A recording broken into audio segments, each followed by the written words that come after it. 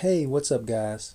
Today is August the 17th, and we'll be reading 1 Corinthians chapter 11, verses 1 through 16. And you should imitate me, just as I imitate Christ.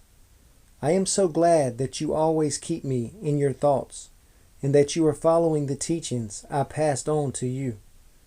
But there is one thing I want you to know. The head of every man is Christ. The head of woman is man, and the head of Christ is God. A man dishonors his head if he covers his head while praying or prophesying.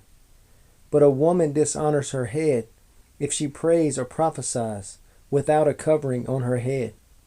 For this is the same as shaving her head. Yes, if she refuses to wear a head covering, she should cut off all her hair.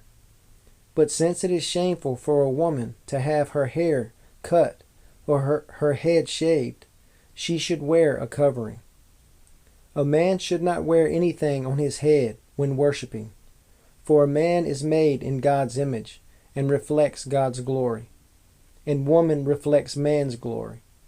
For the first man didn't come from woman, but the first woman came from man. And man was not made for woman, but woman was made for man. For this reason, and because the angels are watching, a woman should wear a covering on her head to show she is under authority.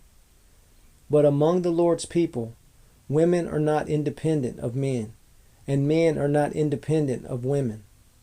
For although the first woman came from man, every other man was born from a woman, and everything comes from God. Judge for yourselves. Is it right for a woman to pray to God in public without covering her head?